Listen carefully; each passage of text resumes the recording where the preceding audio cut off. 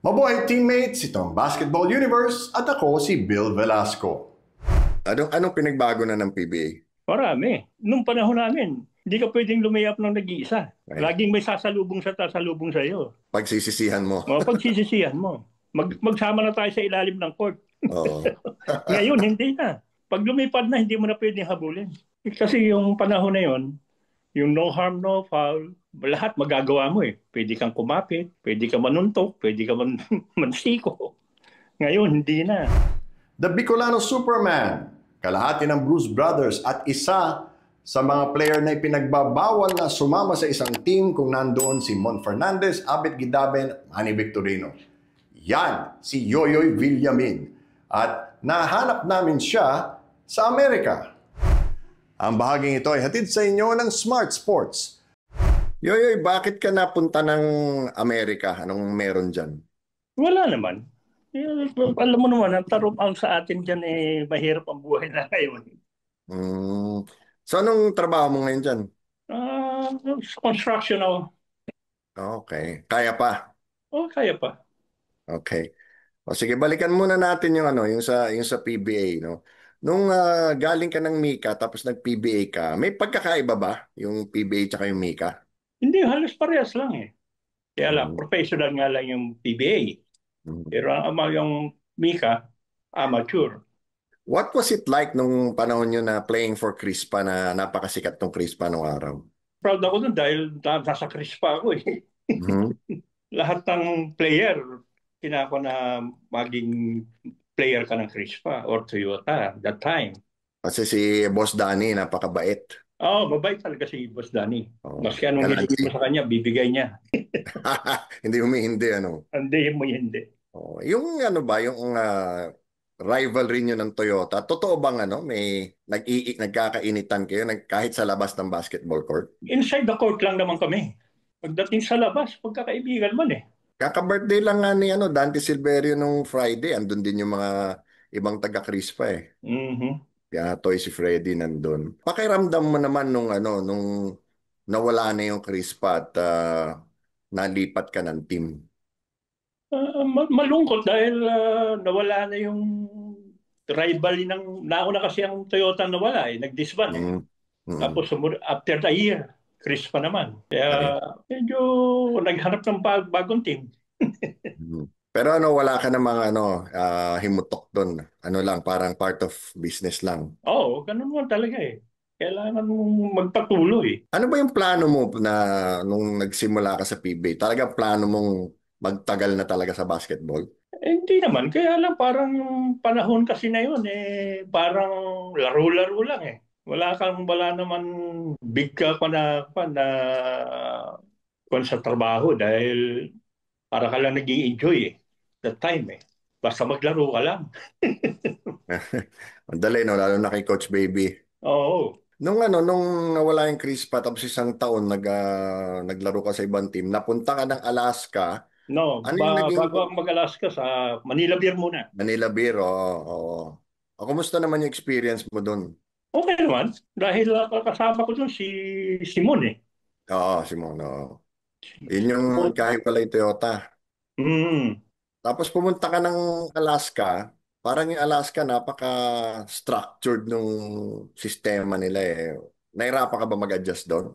Hindi naman. Dahil yung panon, after kasi ng Manila Beer, kasi Manila Beer nag-disband din yun eh. Kasi ang panon, supposed to be, hindi naman magdi-disband yun. Kaya lang, yung naghumawak yung sa boxing, Hmm. Goles. Siya lang namahala doon sa Manila Bear. Tinanggal yung basketball. Inilabas yung bow na basket na Boxing. boxing. Oh, so, Okay. lipat na naman ako ng Hells Alaska. Bruce. That time. Okay.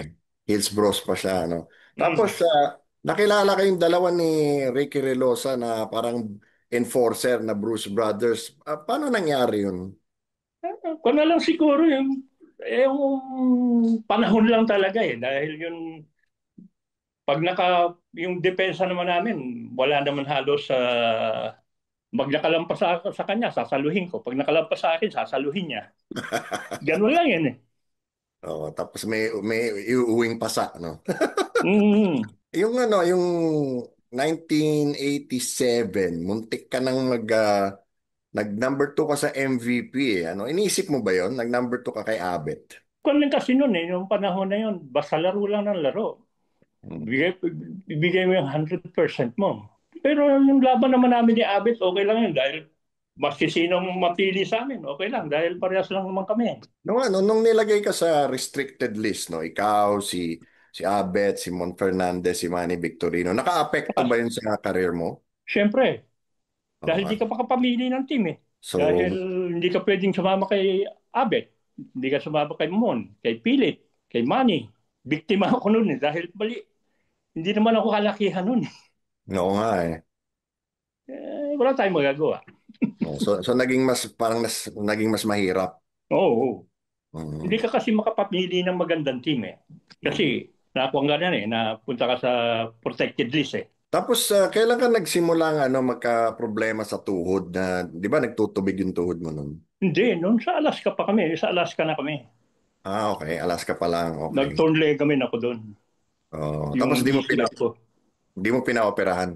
Pinopera, hindi ko muna pinopera. Naglaro pa ako noon, naka-knee brace ako. At least Mm. mga 2 years pa. Kasi mga pinoprotesta ng mga player, yung knee brace ko kasi may bakal. Kaya sabi nila, hindi pa pwede, masakit makakatama. Sa ultra to, no? Oo, sa ultra. Tapos noon, natuluyan ako nung nagninikap na lang ako, nilis ko yung knee brace ko. Pagtalong ko, bumigay yung tuhod ko na. Nang pagbaba ko, bumigay na yung kang ko, ECL. Nabalitaan namin, nalaman namin na after nung panahon nyo, nung nirenovate yung ultra, yung basketball court pala, diretso nakalapat sa simento, wala Yeah, palang kusun nyo, walang kaya goal. Kaya pala matigas. ang dami nyo nasira ang tuhod doon. Sa kapanahon eh, magsunod-sunod. Oo. Nagsimula kay Franz, Oo, operasyon kay sa Chicago. Santa Maria. Isipin mo nun, pag mo lang nun, pag pivot mo lang, dumidikit sa sapatos eh. Ako na, sa ganun lang, pag pivot ko, nagkalamat yung ligament ko. Tapos after that, nalipat ka ng iba-ibang team. Paano yung mga adjustment mo doon? Kasi medyo yung mga bata na pumapasok eh. Nalipat ako sa Kwan, that time is sa Sarsi, sa Sankis. Oo. Sweet. Doon na natuluyan yung tuhod ko dahil yung pagbagsak ko, bumigay na yung tuhod ko. So, 1992 yun. Pinaopera nila ako dito sa Amerika. Kailan mo naisipang mag-retire na? Tsaka ba't ka napa-retire? Naglaro pa ako ng NBA. Oo, Iloilo. Iloilo Megabolts. So, pagkatapos kasi noon, bago ako mag-Iloilo noon, kinukuha pa ako ng Ginebra. Kaya lang, Okay. medyo mababa yung bigay. So, ginirab ko yung Iloilo for 2 years. Mhm. Tapos after that, ano na yung plano mo after basketball? Sabi ko, mag-leave ka na ako, mag-i-stage na ako. Pero may nakaabang na bang trabaho sa iyo diyan o Wala, maghahanap ka wala pagdating mo? pa. So Mhm. anong gusto mo diyan sa Amerika ba't nagtatagal ka diyan? Dito, basta masipag ka lang, di ka magbugutom. Yan, Hmm. pag di ka makapagtrabaho, gutom ka na. Kasi pag yung mga edad natin na gano'n, 40 ka na, mahirap ka na makakuha ng trabaho. Hindi ka naman pwedeng magkuha sa coaching. Dahil alam mo naman, sa coaching, politika din yun eh. Tama, tama. May padrino. Oo, kailangan may malakas kang kakampi. Kung hindi, wala rin mangyayari. Yung din sabi sa akin ni Bernie, sabi niya, basta huwag ka lang mahihiya kahit anong trabaho, Yeah. may pupuntahan ka eh. Dito, So, hindi mo na kailangan yung sabihin na player ka. Bali, wala na yun. Lipas na yun eh. mm.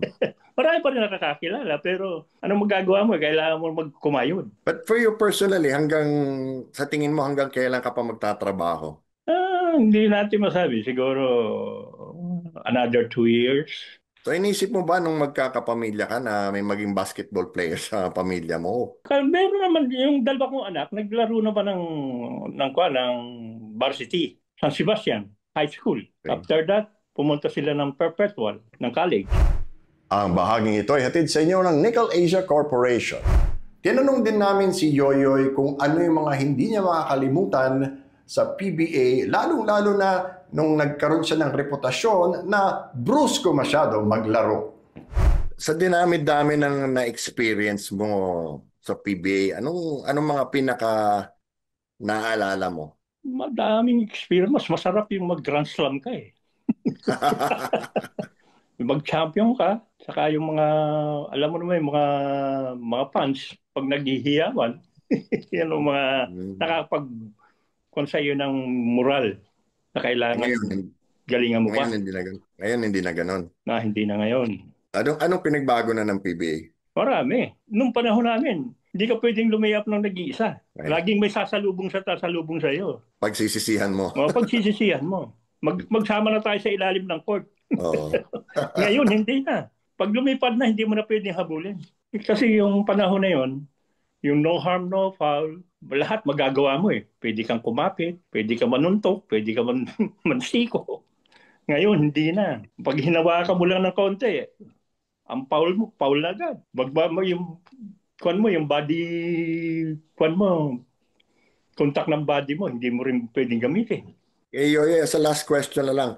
Pag lalo na ngayon 50th anniversary ng PBA, anong gusto mong isipin ng tao pag binanggit yung pangalan mo?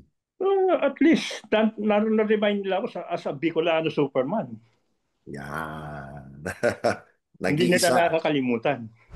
At yan ang Basketball Universe para sa araw na ito. Abangan kami Lunes, Miyerkules at Biyernes sa YouTube at Facebook. Kaya like, share, subscribe at follow na rin.